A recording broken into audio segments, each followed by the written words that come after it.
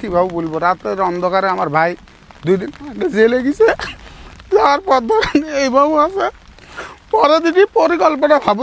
ভাই আপনার এখানে তো দেখতে পাচ্ছি সবগুলো পেঁপের গাছ কেটে ফেলছে। জি, আপনার এই পেঁপের গাছের জমির মালিক আপনার কে হয় সম্পর্কে? আমার আপন চাচাতো ভাই। আপন চাচাতো ভাই। তো এইগুলো কাটার কারণ কি?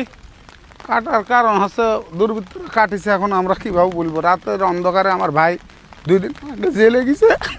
যাওয়ার পর ধরেন এইভাবে আছে, পরে দিনই পরিকল্পনা ভাবো ধরেন ধরা দিছে। ধরা দেওয়ার পর আমরা যাবি না, হয়নি ধরেন 1 সপ্তাহ দেরি হই। তারপরে ধরেন পরের দিন সকালবেলা ফোন আসছে যে আসলে 3 বিঘি পিপি সারা। আসলে আমার ভাই জেলে তিনি 1 মিনিট কথা বলে স্টক করা মন কান্দি পেয়েছে। মানুষের একটা ইয়া হলে, গন্ডল হলে মাথার উপর বাড়ি মার সমস্যা নাই, কিন্তু এই ফসলগুলো কি হচ্ছে বলেন? এই ফসলগুলো কি ক্ষতি করেছে? 3 লক্ষ 4 লক্ষ টাকা এই খরচ। আমার কয়েকদিন আগে 8 বস্তা সার আমার দোকান থেকে, আমার সার বিষের দোকান স্প্রে করলো, 8 বস্তা সার দিল। এরপরে তো চেষ্টা করছে, করার পর ধরেন পুরাটা ধরেন কাটিয়ে দিয়েছে 2 দিন পরেই। আমার জামিনটা ধরতে একটু ইয়া হয়েছে, দেখা যাচ্ছে রাজনীতিক যারা এই ক্ষতিটা করেছে তারা আসলে আমি কে? তার কঠোর শাস্তি চাই। তারা আপনারা আর সরকারের তরফ থেকে যেটুকু হোক, গোয়েন্দা বিভাগ হোক, যে বিভাগ হোক, একটু তদন্ত করি। আমি এই সুষ্ঠু বিচার চাই।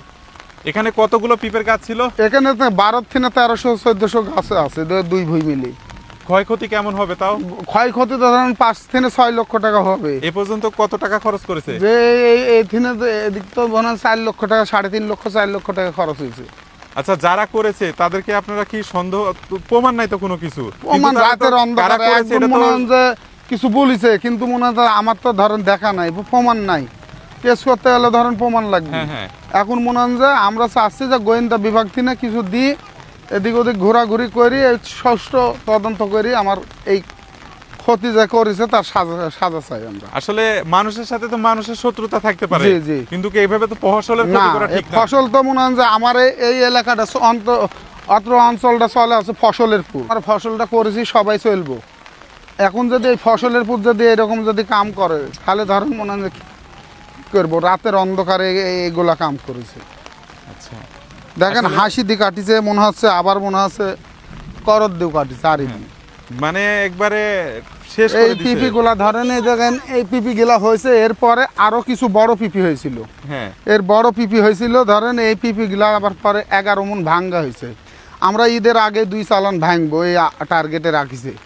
আমার ভাই জেলে গেছে, ঠিক আছে, 5-7 দিন জেলে পর যাওয়ার পরে এইভাবে সব কেটে জি জি দিচ্ছে। জি জি এরা তো একবারে সবাই হ্যাঁ, জি। পরিকল্পিত ভাবে জি, জি। মাস্টার প্ল্যানে এই কাজ জি, হ্যাঁ। করছে। রাত্রে গতকাল সকালবেলা আমার কাছে ফোন দিছে যে ভরাটের গাড়িওয়ালা বলছে যে ভাই কি হয়েছে, আপনার পিপি গাছ তো, আপনার রাসেল ভাইয়ের পিপি গাছ শেষ।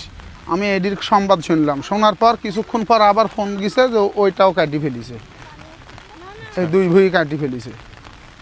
আচ্ছা দর্শক, আসলে আপনাদের মানুষের সাথে মানুষের শত্রুতা থাকতে পারে, আসলে এইভাবে পেঁপের গাছ কাটার দরকার নাই। এগুলো হচ্ছে আমাদের বাংলাদেশের কৃষির অনেক ক্ষতি।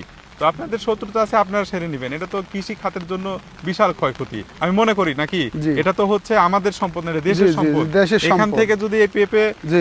বাংলাদেশে তো সবজি চাহিদা পূরণ করতে জি পারতেন। জি জি তো যারা এই কাজ করছেন অবশ্যই এগুলো কাজ করবেন না, আর অবশ্যই সবাই শেয়ার করে দিবেন।